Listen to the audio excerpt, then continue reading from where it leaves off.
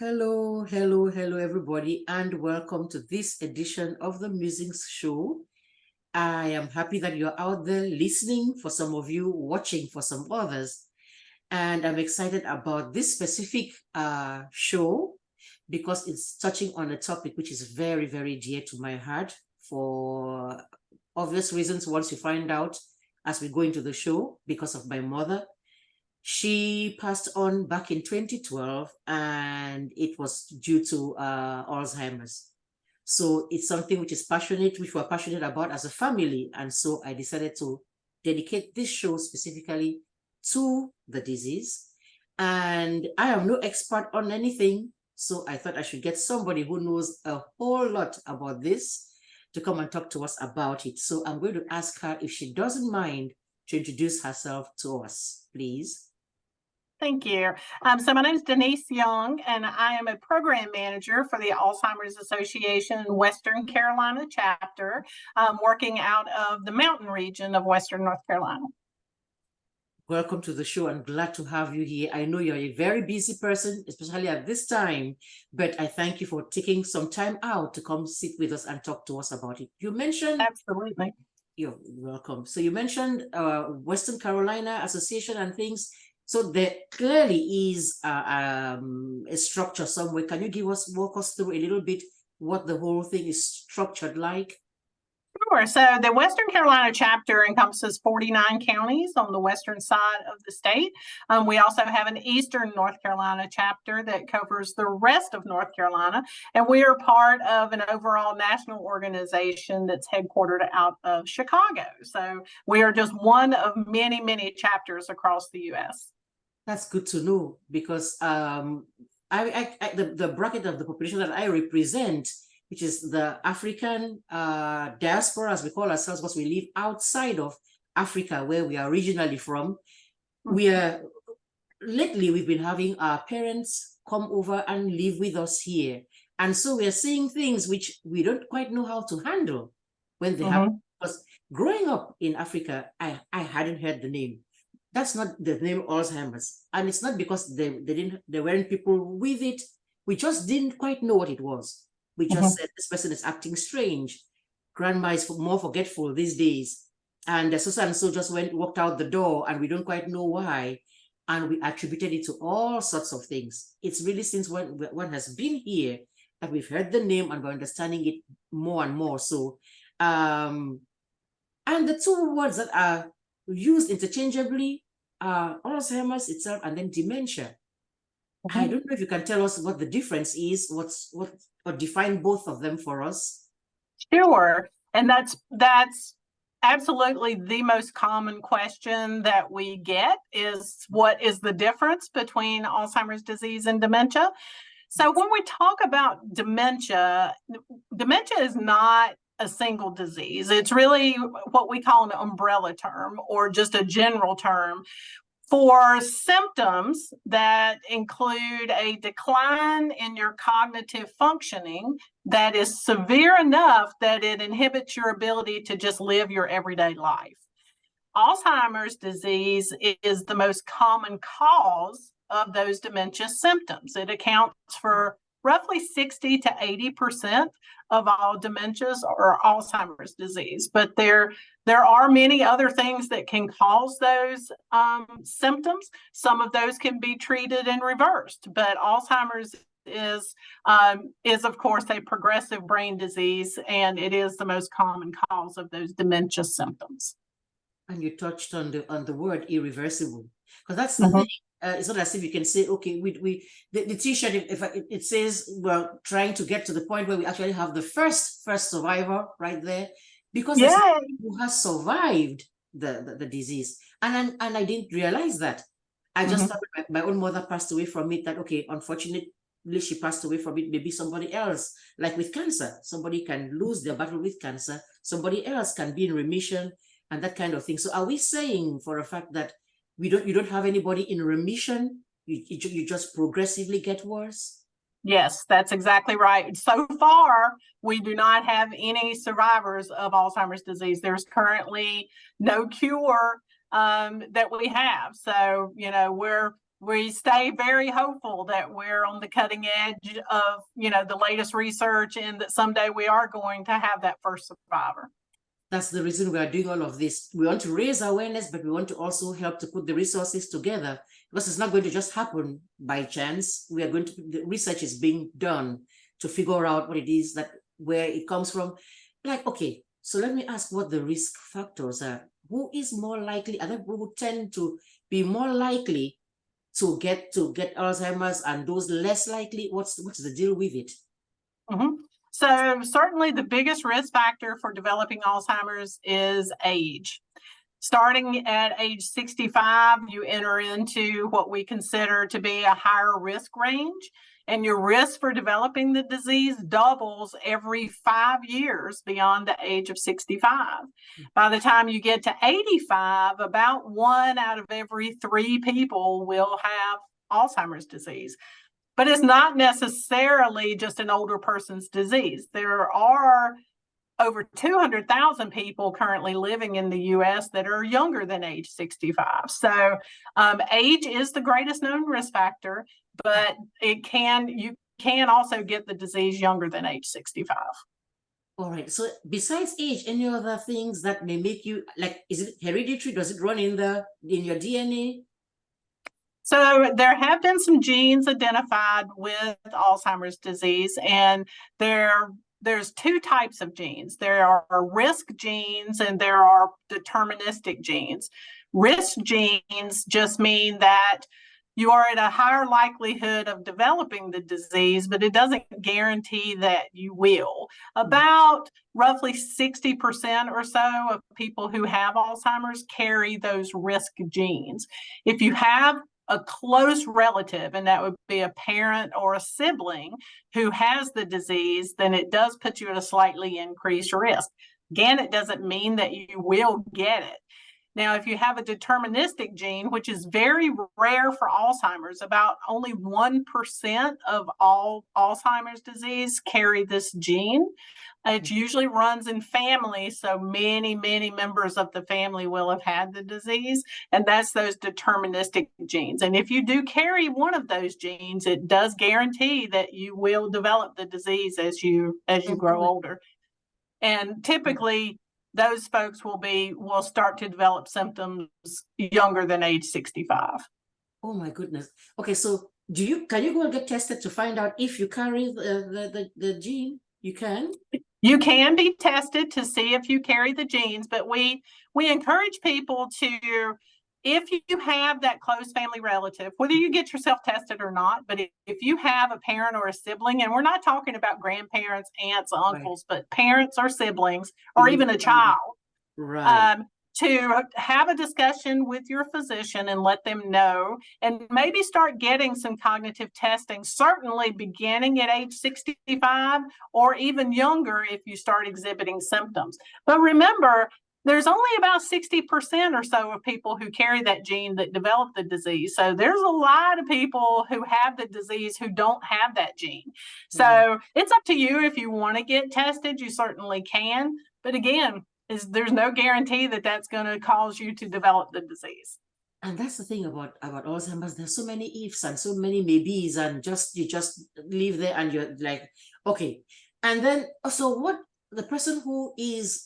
are the signs we should see in somebody, that we would see in someone, that should make us say, maybe it's time, maybe this is the onset of the condition? What kinds of things would they do?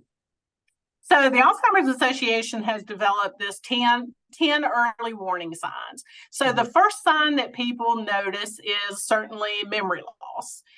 The reason for that is because the part of the brain that's responsible for memory and learning is where the disease starts. So that's the reason that memory loss is typically the first symptom that we notice. So, and we're not talking about just forgetting where you put your car keys, or walking into a room and forgetting why you came in, because that's very typical as we get older. But we're talking about a deeper memory loss, like losing objects and having no idea how to retrace your steps to find them, or having objects like a set of car keys and not understanding or knowing what they're for. That type of memory loss. So it's that deeper sort of memory loss that we're concerned about. Also challenges in planning and solving problems. So things that usually came very easy to you in making plans all of a sudden becomes difficult. Difficulty with familiar tasks is the same way. Following a familiar recipe that's always been super easy, and now it's kind of a struggle. Confusion with time and place, and it's not just maybe forgetting what day it is, but forgetting what season it is, or getting lost in a place that's familiar to you. Trouble with visual images and spatial relationships. And this is surprising to a lot of people. So as the disease progresses, you start to really develop problems with judging distance and knowing where your body is in relation to objects. So you may bump into things. Or we particularly see this as a problem when people are driving because they can't judge distance, and they start maybe, bumping into things with their cars. Problems with words, and this is in both speaking and writing. Forgetting just really simple words in a conversation. You might see a person just stop in the middle of a conversation and not be able to continue their train of thought. Again, misplacing things and losing their ability to retrace steps, finding things in unusual places in the house, like maybe hairbrushes in the kitchen, or the milk is in a cabinet instead of back in the fridge, things like that. Right. Decreased or poor judgment. And this really starts to become a problem when we start looking at managing money. And oftentimes telemarketers or door-to-door salesmen will really take advantage of a person because they have just lost their ability to make good, sound decisions where money is involved. Withdrawing from work and social activities, and that changes in mood and personality. So you might start to see a person who's normally very calm start to have just angry outbursts for no apparent reason, or just really seem to be particularly agitated or just irritable for whatever reason. And they really just start to withdraw from things that they once enjoyed. So all of those are indications that it might be time to have a discussion with your doctor. And I'm listening to all of those, and I'm nodding because I remember my mother going through pretty much all of them, where she used to write quite a lot, and then she took, you could tell she had written that letter it took her a while. She stopped, and then she came back to continue writing, and there was not much of a thread running through the whole thing. But we talk also about long-term and short-term memory loss. It looks like what I've heard and what I tended to notice, they seem to remember things that happened a longer time ago than the immediate things like yesterday's stuff that happened. Is that a typical thing? It's very typical. So early in the disease process, it's going to be recently learned information that's a problem. The information that they learned or memories from a long time ago will stay with them for a good while, but eventually as the disease progresses on into the more severe stages, they'll even lose those long-term memories. But certainly in the beginning, it's that recently learned information that's the problem. I see. So is there anything that anybody can do to, okay, it's irreversible, but can we slow down the process so we have our loved one halfway functional, somewhat functional for a longer time before they start to actually look at us and not remember who on earth we are? So there actually is a clinical trial that's just in its finishing stages right now. It's called the U.S. Pointer study. And that study is looking at lifestyle factors and how those lifestyle factors impact our brain health. So everyone who was enrolled in this clinical trial had a brain scan and actually had the early indications of Alzheimer's disease. And then there are 4 areas that have been identified as helping us maintain our brain health. One is diet. So we really, it focuses on the Mediterranean type, that style of eating with, very limited amounts of red meat, healthy fats and oils like olive oil instead of butter, lots of leafy green vegetables, fruits, nuts, even some pickled foods that are in there. So adopting this type of diet we know is healthy for your heart. And there's a very close connection between your heart health and your brain health. So anything that you can do that's good for your heart is also good for your brain. Another section of that was exercise. Exercise is super, super important to our brain health. It is, every time our heart beats, a quarter of the blood in your body goes to your brain. So we've got to exercise and get that written, nourishment to our brains to keep it healthy. Social engagement is also very important, as well as cognitive activity, or those kind of brain games that we hear about. So all four of those areas are very important. And this clinical trial focused on those four areas. Once the trial is over, the participants will have a brain scan done again, and we want to see what the results of that were. So we're very excited to hear the results of that. But all researchers, most researchers agree that if you can focus on those four areas of your lifestyle habits, that it can really help with your brain health as we grow older. Okay. And this is what to do before you've even been diagnosed with it. So, and not necessarily if you already have been diagnosed with it and you start doing those things, then it will not necessarily reverse what you already have, or what? There have been research has shown benefits even to people who are have already been diagnosed, to adopting those healthy lifestyle habits to help maintain their cognition. I'm not going to say that it's going to reverse the disease because we have no proof of that, but it certainly helps to maintain. For one thing, they're keeping their heart healthy, and that's important throughout our lives. Even if we've been diagnosed, it will certainly help. Anything you can do to focus on your heart health is going to help with your cognitive abilities moving forward, even if you've been diagnosed. Correct.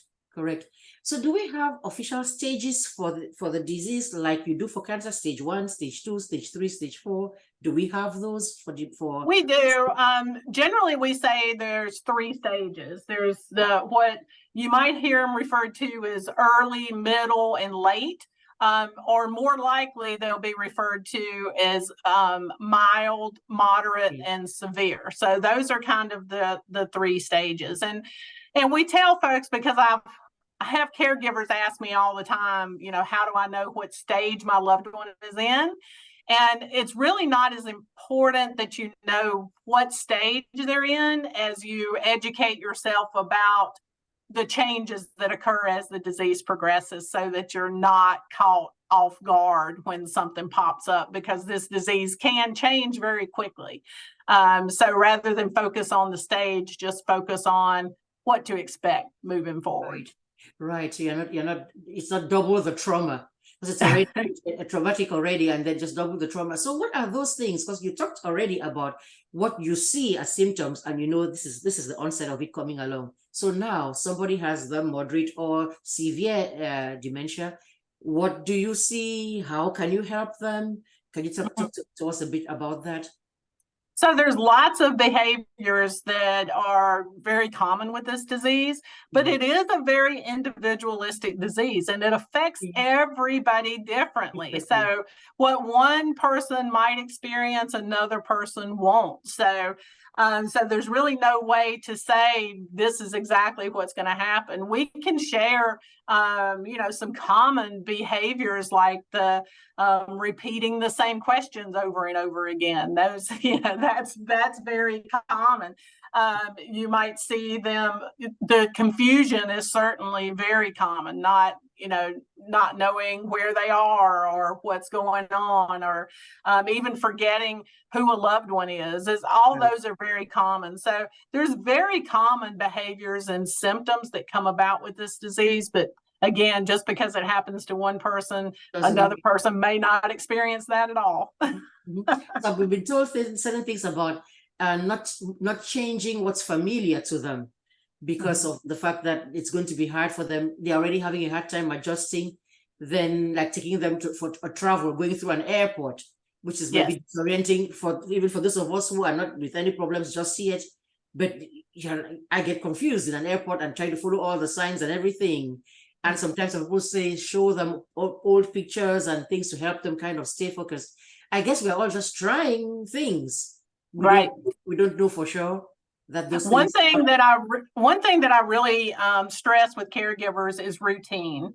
For a person who has Alzheimer's or even other forms of dementia, routine is super important. Waking up at the same time every day and having that same routine of this is what time we eat breakfast, and then have activities that they can do. And it doesn't have to be complicated. It can just be helping you stir something in the kitchen, or, you know, just having something to keep them busy. But keeping that routine every single day, and try not to upset that routine as much as possible, because that for the way the disease progresses and what's going on in their brain, they need that routine from day to day to day. So keeping it the same from one day to the next really helps offset some of those symptoms. That's a lot of what I have heard too. And because somebody who's already having problems who's disoriented, I can imagine we do something new every day. I struggle. I've been teaching at the same school since that school opened. And when they come in any new year and say, we're going to be doing it like this time, I already go into panic. Even something as simple as rearranging the furniture in the house can be very upsetting to a person with Alzheimer's disease, because that's creating something that's unfamiliar. Right. So there's some things I do out of habit. I know my keys stay here and so thing is here. Get up in the morning, grab this, grab that. I can almost function on autopilot like that. And so when you put something else, it's just like sometimes I have somebody come help me clean the house. The kids got somebody to help me clean. And I actually hide the things that I know are my everyday things, because I cannot stand that I cannot find this thing. So I put those things away somewhere. So no matter what she comes and changes around, bam, bam, bam, and I can function. And then I can find the other things some other time. But that is the kind of person that I am. I can imagine what it is for somebody who already has that challenge. So what kind of help? Okay, no, even before I get there, I know that there's talk about ethnicity. What kind of groups of people tend to have more likely, well, we see the incidence in certain groups of people and certain ethnicities. Can you address that? So there are ethnicities that are more likely to experience Alzheimer's disease. We know that that Black Americans, and we are talking about Black Americans, not the Black community in general. Black Americans are twice as likely to develop Alzheimer's as white Americans. Hispanics are 1.5 times as likely. So we know that there are certain ethnic groups, and women, certainly more than 2/3 of the people who have this disease are women. So we know that they're disproportionately affected. Even though we don't know quite why that's the case. Yeah, we don't really know why. There's some research that has said that they believe with the African Americans that it may have, because there's higher rates of cardiovascular disease, higher rates of high blood pressure, diabetes, obesity, even, that may play some role in it. But there's a lot more research needed in this area to actually narrow it down to see for sure what's going on there. So there's other factors surrounding the reason why that is that way. So, but it still says that you are more likely to. So I guess what we should do then is do our best. And for where I come from, which is not necessarily African American, we tend to not have the research, to not have the data. Because there's been, when I go to the doctor's office and they say, you know how you have to fill out the form, and they're asking you, does this run in your family? Does this run in your family? Because we tend not to document things. I can only go as far back as my own parents. I have no clue what it is my grandmother or my grandfather necessarily, what conditions they necessarily had. because they're not necessarily going to the regular standard hospitals like we've been doing. So it's hard to establish that. And I'm just hoping that whoever's listening, or back there where we need to start doing archiving things, documenting things, doing the research, having the data so we can do those studies and see, because it helps to know all of these factors are important.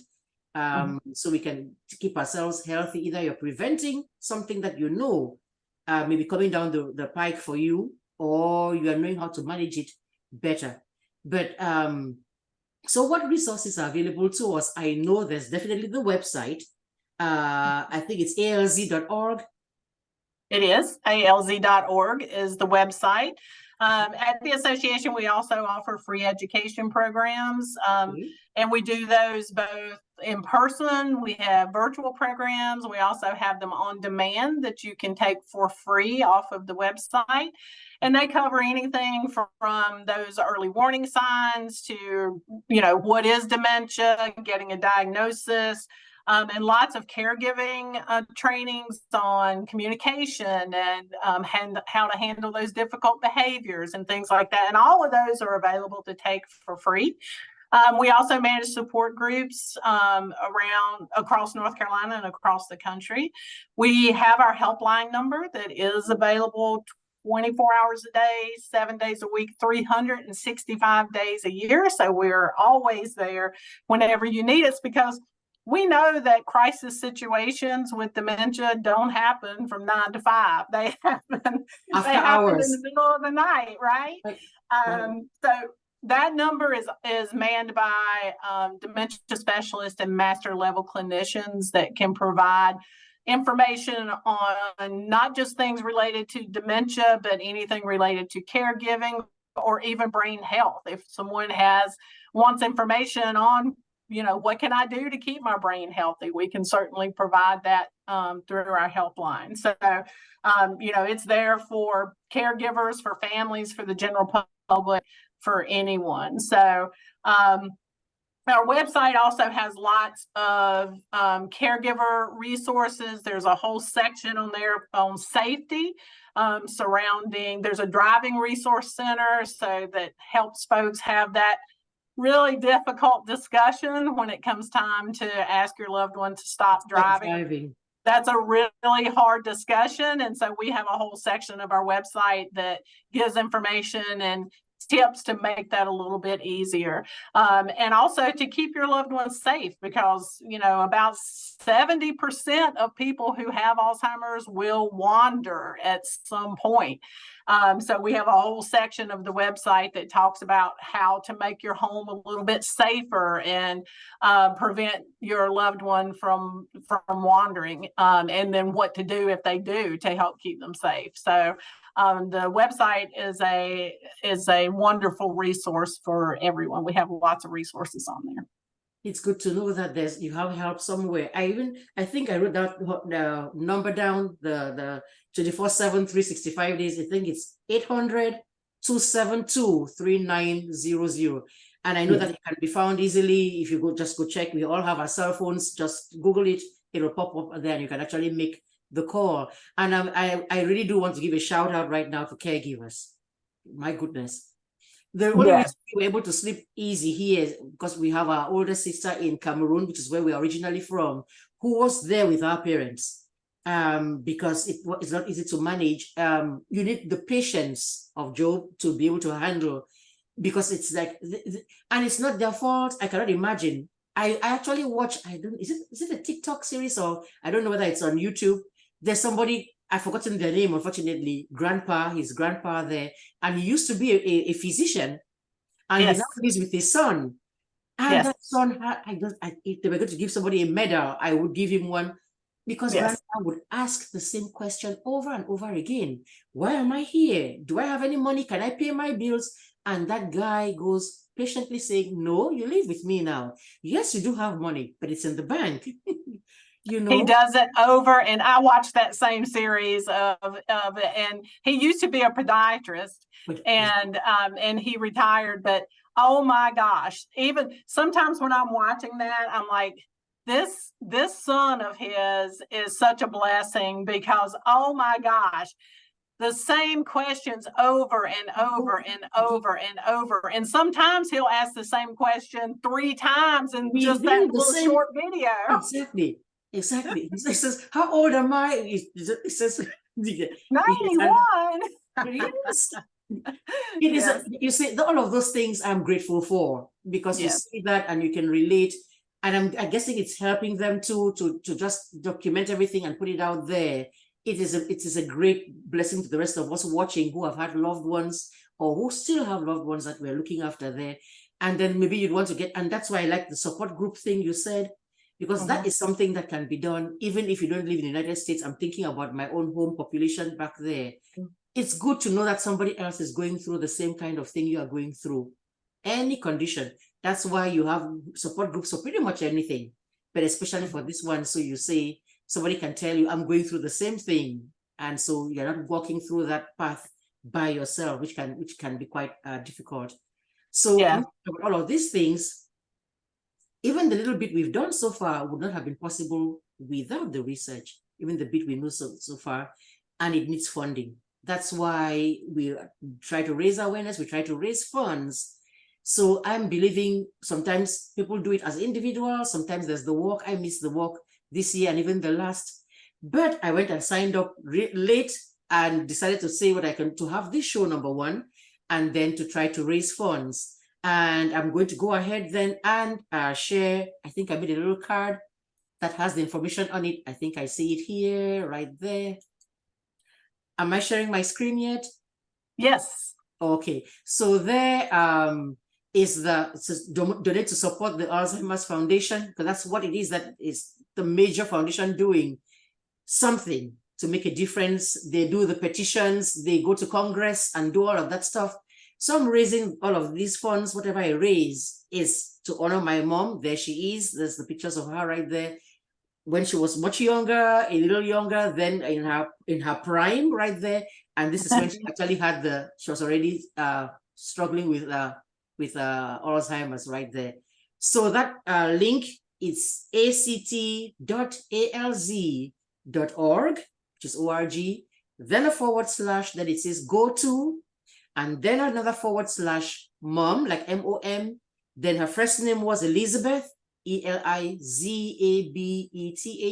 and her last name was, which is my middle name, was Mbiwan, uppercase MBIWAN. And I'm saying this just for the radio people, because when this goes on YouTube, you can pause it and you can actually scan the technology has really helped a lot. There's a QR code there. You can go ahead and scan the thing and you'll be able to go find the website, the page, and donate whatever bit we can do, whatever pennies, all the pennies add up and they help. We really do need to know much more about this disease than we know currently.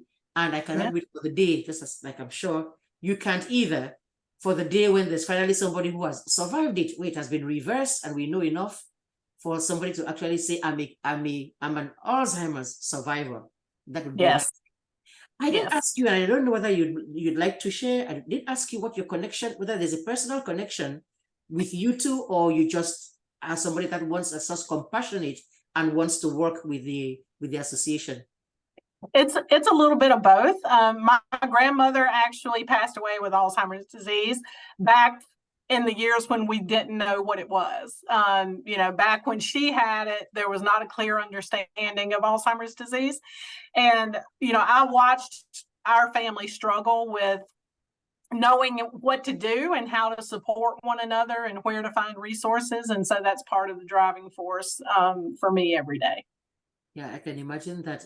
And I guess we kind of owe it to them to keep things moving forward. And when those petitions come, because they send them, I'm subscribed. Sorry about that. When those petitions come, I read through them and sign them. They're trying to push something to get the FDA to approve a drug, a trial drug. I'm like, why won't you? So I sign the thing and send it to somebody and say, please sign. Let's get this moving so things can be better. Yes. So I thank you so much for coming to sit with us here, taking your time to come and explain things to us. Just even talking about it makes people more aware that it's there, it's out there. Oh yeah, awareness, and then figuring out how to cope. So thank you very much. It's been a pleasure to have you here. And I know you are a busy person. I think you have some traveling to do. I do. Safe travels, and thank you again for coming. Thank you. Have a great evening. You too. Thanks. Bye-bye. Bye. Hello again. We do want to thank Ms. Denise Young again for coming to be with us and giving us information. And if you were listening, then you heard me say I'm doing all of this in honor and memory of my mother, Mrs. Elizabeth Mbiwan, who passed away in 2012.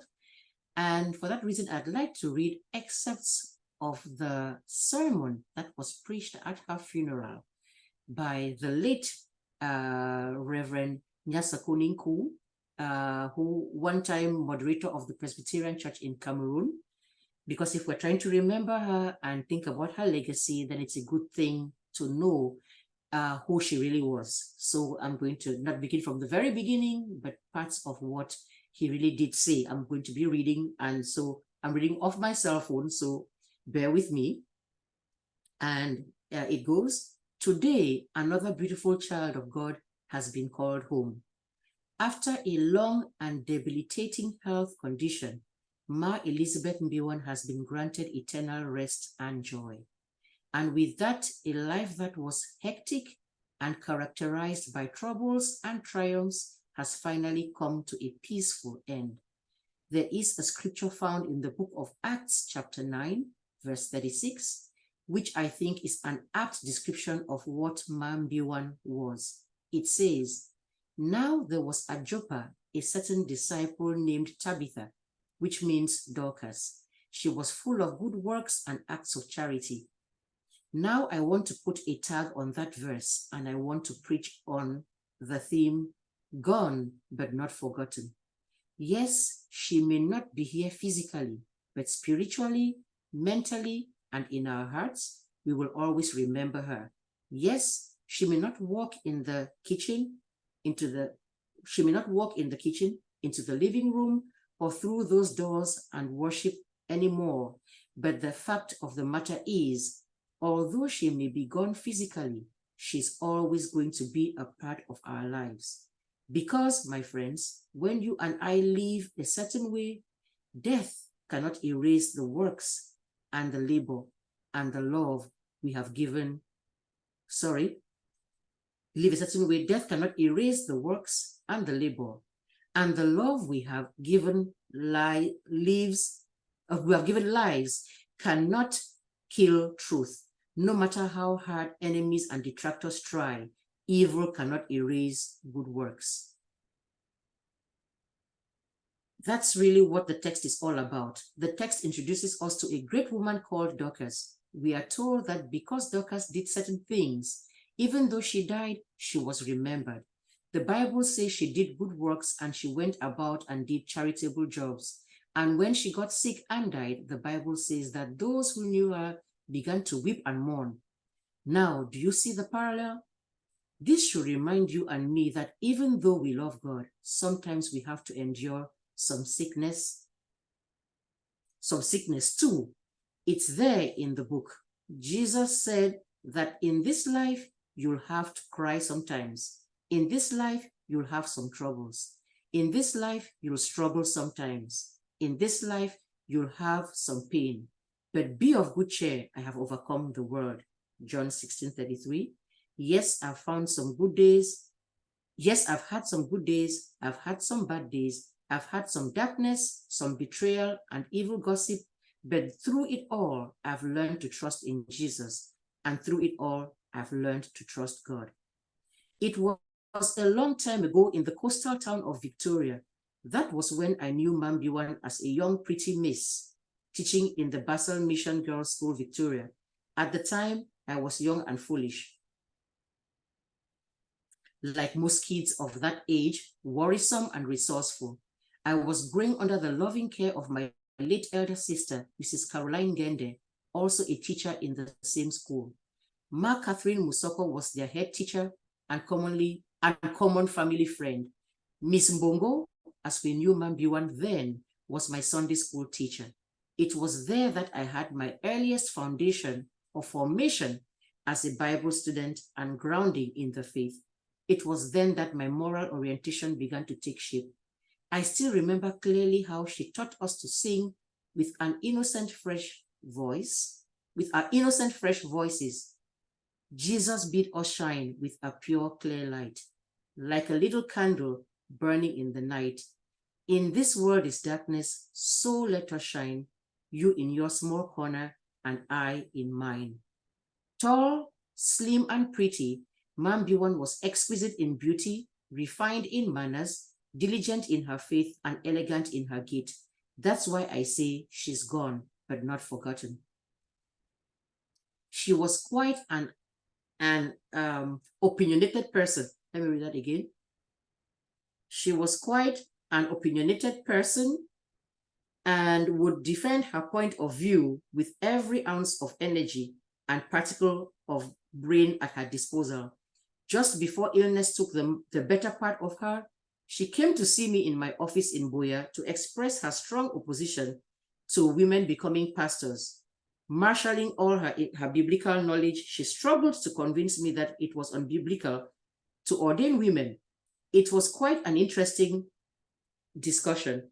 At the time, we prayed and she left in peace. A few days later, she sent me a letter with some money inside.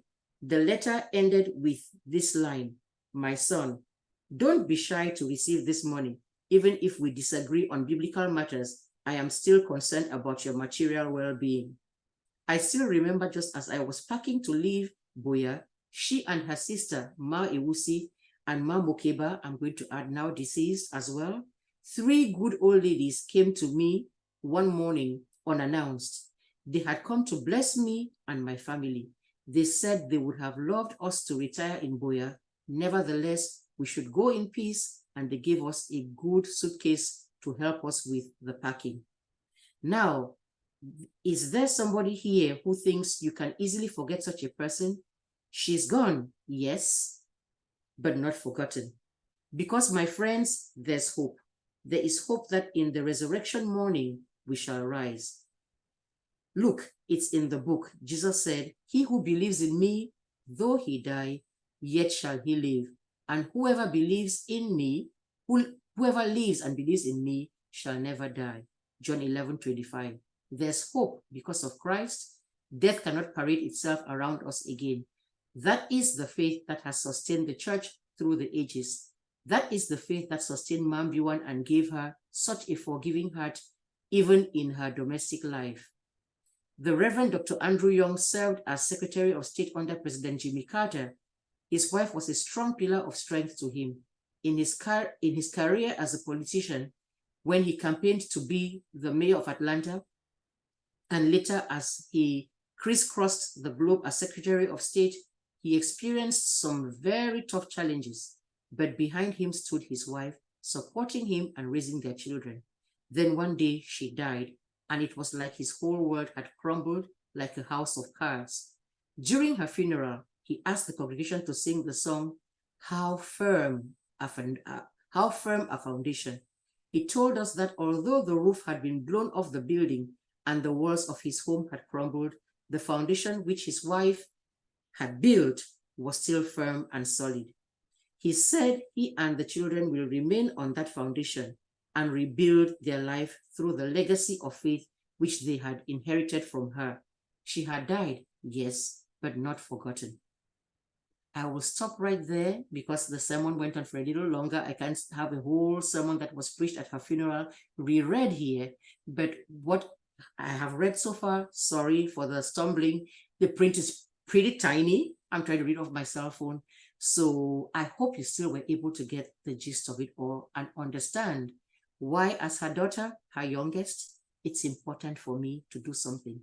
We couldn't do too much for her. We could help her through the stages. My older sister, Bob in particular, that I cannot salute. She just deserves a medal. So do all the other caregivers. But because this show was done in memory of her, I did want to go and read what another faithful servant of God, the late Reverend Nyasa Kuninku, who was known to preached such wonderful sermons. It was an honor for us that he came to preach at her funeral and said all of these kind words about her. So now, yeah, it's time to go ahead and wrap up and hoping to see you all again next week, next Saturday on the radio and on Sunday on our YouTube channel. I hope you've subscribed. So now you take care, have a wonderful week ahead. And since Thanksgiving is just down around the corner, a wonderful Thanksgiving break as well. May we all be able to look for something we can be grateful for, no matter how tough things may be. All right, now, take care. God bless you. Bye.